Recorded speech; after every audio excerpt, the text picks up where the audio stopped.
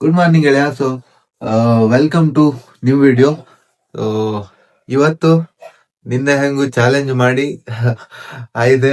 ಒಂದು ಚಾಲೆಂಜ್ ಅಲ್ಲಿ ಚಿಕ್ಕ ಹುಡುಗನ ಹತ್ರ ಸೋತು ಇವತ್ತು ಮತ್ತೆ ಸ್ಟಾರ್ಟ್ ಮಾಡಿದೀನಿ. ಎಷ್ಟಾಗುತ್ತೆ ಗೊತ್ತಿಲ್ಲ, ಆದ್ರೂ ಅದೇ ದಿನ ಹೇಳಿದ್ದೆ ಹೇಳ್ತೀನಿ. ಬೋರ್ ಆಗ್ತಿದೆ ನಿಮ್ಗೆ, ಸೊ ಇನ್ ಜಾಸ್ತಿ ಬೋರ್ ಇಡ್ಸಲ್ಲ. ಇನ್ನೊಂದ್ 2 ದಿನ ಅಷ್ಟೇ. ಹೇಗಾದ್ರೂ ಮಾಡಿ ಫಿನಿಶ್ ಮಾಡಿ ಹೊಸ ಹೊಸ ಆರ್ಟ್ ವರ್ಕ್ ನ ಮಾಡ್ತೀನಿ. ಸ್ಟಾರ್ಟ್ ಮಾಡೋ.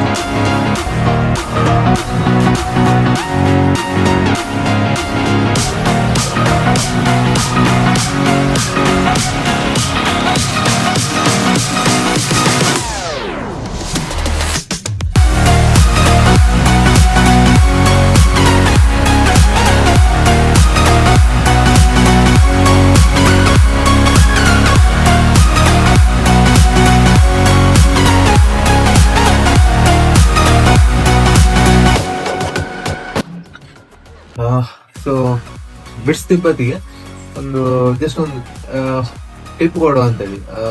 ಎಂತಂದ್ರೆ, ಈ ಗಿಡದ್ದೆಲ್ಲ ನಾವು ಹೈಲೈಟ್ಸ್ ಮಾಡ್ತಿರ್ತಲ್ಲ, ಅದು ತುಂಬಾ ಜನಕ್ಕೆ ಕಷ್ಟ ಅನ್ಸುತ್ತ. ಬಟ್ ಕಷ್ಟ ಅಂತ ಇಲ್ಲ, ಎಂತ ಇಪ್ಪುದು ಟ್ರಿಕ್ ಒಂದೇ. ಫಸ್ಟ್ ನೀವು ಅಕ್ರಲಿಕ್ ಆಗಿರೋದ್ರಿಂದ ನಾನು ಹೇಳ್ತಿದ್ದೆ, ವಾಟರ್ ಕಲರ್ ಟ್ರಿಕ್ ಸ್ವಲ್ಪ ಚೇಂಜ್ ಇರುತ್ತೆ. ಹೆಂಗಂದ್ರೆ, ವಾಟರ್ ಕಲರ್ ಅಲ್ಲಿ ನೀವು ಫಸ್ಟ್ ಲೈಟ್ ಕಲರ್ ನ ಅಪ್ಲೈ ಮಾಡ್ತು. ಲೈಟ್ ಕಲರ್ ಬ್ಯಾಕ್ ಗ್ರೌಂಡ್ ಇಂದ ಲೈಟ್ ಕಲರ್ ಯಾವ್ದಿತ್ತು ಅದಾದ್ಮೇಲೆ ಡಾರ್ಕ್ ಕಲರ್ ನ ಹಾಕ್ತಾ ಬರ್ಬೇಕು. ಇಲ್ಲಾಂದ್ರೆ ವಾಟರ್ ಕಲರ್ ಅಲ್ಲಿ ಎಂತ ಡಾರ್ಕ್ ಕಲರ್ ಫಸ್ಟ್ ಹಾಕ್ರೆ ಮತ್ತೆ ಲೈಟ್ ಮಾಡೋಕಾಗ್ತಿಲ್ಲ. ಯಾಕಂದ್ರೆ ವಾಟರ್ ಕಲರ್ ಅಲ್ಲಿ ಪೇಂಟ್ ಥಿಕ್ನೆಸ್ ಅಂತ ಇರುತ್ತೆ, ಅದು ಸ್ವಲ್ಪ ಕಮ್ಮಿ ಇರುತ್ತೆ ಅಕ್ರಲಿಕ್ ಕಂಪೇರ್ ಮಾಡಿದ್ರೆ. ಹಂಗಾಗಿ ಅದಲ್ಲ ಆತರ. ಮತ್ತೆ ಇದು ಅಕ್ರಲಿಕ್ ಆಗಿರೋದ್ರಿಂದ ಅಕ್ರಲಿಕ್ ಅಲ್ಲಿ ಎಂತ ಟ್ರಿಕ್ ಅಂದ್ರೆ, ಟ್ರಿಕ್ ಸಿಂಪಲ್ ಒಂದೇ. ಫಸ್ಟ್ ನೀವು ಬ್ಯಾಕ್ ಗ್ರೌಂಡ್ ಅಂದ್ರೆ ಆ ಒಂದು ಗಿಡ ಅಂತಿದ್ರೆ ಅದ್ರದ್ದು ಅಡಿಗಡೆ ಯಾವ ತರ ಅಂದ್ರೆ, ಫಸ್ಟ್ ಲೇಯರ್ ಅಂದ್ರೆ ಬಿಹೈಂಡ್ ದ ಮೋಸ್ಟ್ ಅಂತ ಹೇಳ್ತಾರಲ್ಲ ಆ ತರ. ತುಂಬಾ ಹಿಂದ್ಗಡೆ ಯಾವ ಕಲರ್ ಕಾಣಿಸುತ್ತೆ ಅಂದ್ರೆ ಅದ್ರ ಬೇಸ್ ಕಲರ್ ಆಗಿರ್ತದೆ. ಫಾರ್ ಎಕ್ಸಾಂಪಲ್ ಇದದ್ದು ಗಿಡದಂದ್ರೆ ಗ್ರೀನ್ ಅಲ್ಲ, ಶಾಡೋಸ್ ಏನಿರುತ್ತೋ ಡಾರ್ಕ್. ಸಿಂಪಲ್ ಅನ್ಸ್ಕೊಂಡು ಡಾರ್ಕ್ ಎಲ್ಲಿ ತೋರುತ್ತೆ ನಿಮ್ಗೆ, ಅದನ್ನ ಫಸ್ಟ್ ನಾವು ಅಪ್ಲೈ ಮಾಡ್ಕೊಂಡು ಫುಲ್. ಅದಾದ್ಮೇಲೆ ಫ್ರಂಟ್ ವ್ಯೂ ಅಂತ ಇರುತ್ತೆ, ಅದ್ರ ಶಾಡೋಸ್ ಅಂತ ಬರ್ತೈತಿ. ಈಗ ಇಲ್ಲಿ ಮೌಂಟೇನ್ ಹತ್ರ ಆಗಿರೋದು ಈಚೆ ಸೈಡ್ ಇಂದ ನಾನು ಲೈಟ್ ಅಪ್ಲೈ ಮಾಡಿ, ಈಚೆ ಸೈಡ್ ಶಾಡೋ ಇತ್ತು. ಸೊ ಗಿಡಕ್ಕೂ ಸೇಮ್ ಅಪ್ಲೈ ಆಗುತ್ತೆ. ಬಟ್ ಲೈಟ್ ಕಲರ್ ಇದ್ದಾಗ ಯಾವ್ದು ಗ್ರೀನ್ ಇರುತ್ತೋ ಲೈಟ್ ಗ್ರೀನ್. ಸೊ ಒಂದ್ ಸೈಡ್ ಅಲ್ಲಿ ನೀವು ಜಸ್ಟ್ ಹಿಂಗೆ ಡಾಟ್ ಆಗ್ತದೆ. ಡಾಟ್ ಅಂದ್ರೆ ಸ್ವಲ್ಪ ಎಲೆ ತರ ಕಾಣುವ ಹಾಗೆ. ಆರ್ಟ್ ಅಲ್ಲಿ ಯಾವ್ದು ರಿಯಲಿಸ್ಟಿಕ್ ಅಂತಿರಲ್ಲ, ಜಸ್ಟ್ ನಾವು ಅದನ್ನ ರಿಯಲಿಸ್ಟಿಕ್ ತರ ತೋರಿಸ್ಬೇಕಷ್ಟೇ. ಅದು ಆಕ್ಚುಲಿ ಇರೋದು ಆರ್ಟ್ ಅಲ್ಲಿ. ಅದಕ್ಕೆ ಆರ್ಟ್ ಅಂತ ಹೇಳ್ತೀವಿ.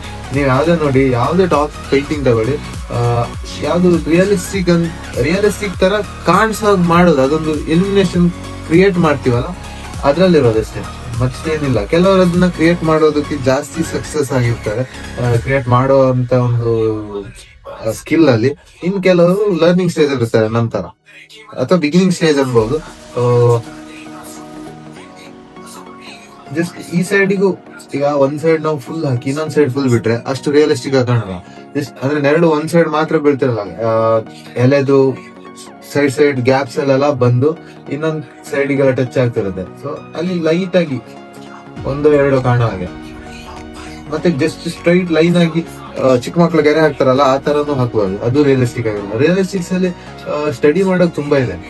ನೀವು ಕಲಿತಾ ಹೋದ್ರೆ ತುಂಬಾ ಇದೆ ಕಲಿಯೋಕೆ. ಸ್ಟೆಪ್ ಬೈ ಸ್ಟೆಪ್ ಒಂದೊಂದೇ. ಆದ್ರೆ ಇದು ನೋಡಿ ಮತ್ತೊಂದು, ನನ್ಗೆ ಯಾರು ಹೇಳ್ಕೊಟ್ಟಿಲ್ಲ, ನಾನು ಯಾವ ಕ್ಲಾಸಿಗೆ ಹೋಗಿಲ್ಲ.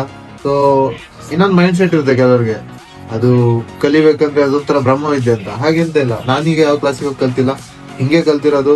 ಮೊಬೈಲ್ ನೋಡಿ ಅಥವಾ ನಾನು ಪ್ರಾಕ್ಟೀಸ್ ಮಾಡಿ, ಮೈನ್ ಪ್ರಾಕ್ಟೀಸ್ ನೀವು ಯಾರು ಕಲಿಸಿದಕ್ಕಿಂತ ನೀವು ಮಾಡಿ ಕಲಿತೀರಲ್ಲ, ಆವಾಗ ನಿಮ್ಗೆ ಒಂದೊಂದು ಎಕ್ಸ್ಪೆರಿಮೆಂಟ್ ಮಾಡಿದಾಗ, ನೀವು ಹೊಸ ಎಕ್ಸ್ಪೆರಿಮೆಂಟ್ ಮಾಡಿದಾಗ ಅದು ಹೀಗಲ್ಲ, ಹೀಗೆ ಮಾಡಿದ್ರೆ ಆಗೋದು.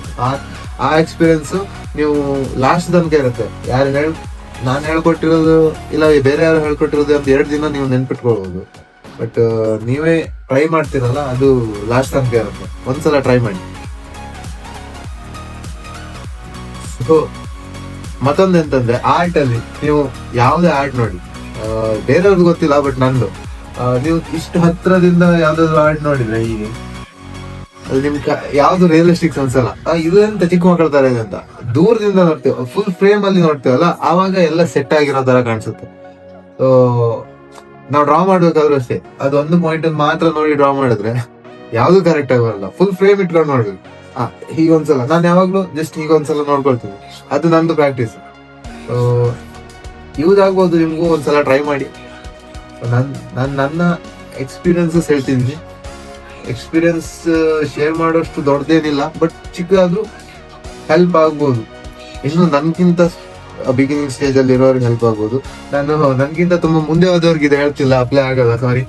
ನೀವು ನೋಡದೇ ಇದ್ರು ಪರವಾಗಿಲ್ಲ.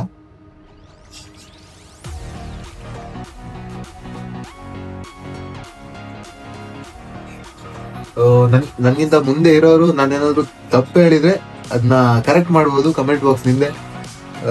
ನನ್ಗೂ ಕಲಿಯೋ ಒಂದು ಇದು ಸಿಗತ್ತೆ, ಸೌಭಾಗ್ಯ. ನಾನು ಕರೆಕ್ಟ್ ಮಾಡ್ಕೊಳ್ಬಹುದು ಅದರಿಂದ ಸ್ವಲ್ಪ. ಮತ್ತೊಂದು, ನನ್ನ ಲೆಕ್ಕದಲ್ಲಿ ಆರ್ಟ್ ಅಂದ್ರೆ ಅದು ಪರ್ಫೆಕ್ಟ್ ಆಗಿರ್ಬೇಕು, ಇಲ್ಲ ಥಿಯರಿಟಿಕಲಿ ತುಂಬಾ ಇರುತ್ತೆ. ಥಿಯರಿಟಿಕಲ್ ಆಗಿ ಬುಕ್ಸ್ ಇದೆ, ಬಟ್ ಆರ್ಟ್ ಅಂದ್ರೆ ನನ್ನ ಲೆಕ್ಕದಲ್ಲಿ ಬೇಸಿಕ್ ಹೇಳೋದಂದ್ರೆ ಫ್ರೀಡಮ್, ಇಂಡಿಪೆಂಡೆನ್ಸಿ ಅಂತ ಹೇಳ್ತೀವಿ. ಯಾವ್ದು ಡಿಪೆಂಡ್ ಆಗಿರ್ಬೇಕು, ಇದು ಹೀಗೆ ಮಾಡ್ಬೇಕು ಹಾಗೆ ಮಾಡ್ಬೇಕು ಅಂತ. ಸೊ ಬೋರ್ ಆಗಿದ್ರೆ ಸಾರಿ, ಆದ್ರೂ ಯಾವತ್ತಾದ್ರೂ ಒಂದಿನ ಕೇಳಿಸ್ಕೊಳ್ಬೇಕು, ನೀವು ಅದನ್ನ ಎಕ್ಸ್ಪೀರಿಯನ್ಸ್ ಮಾಡ್ಬೇಕು.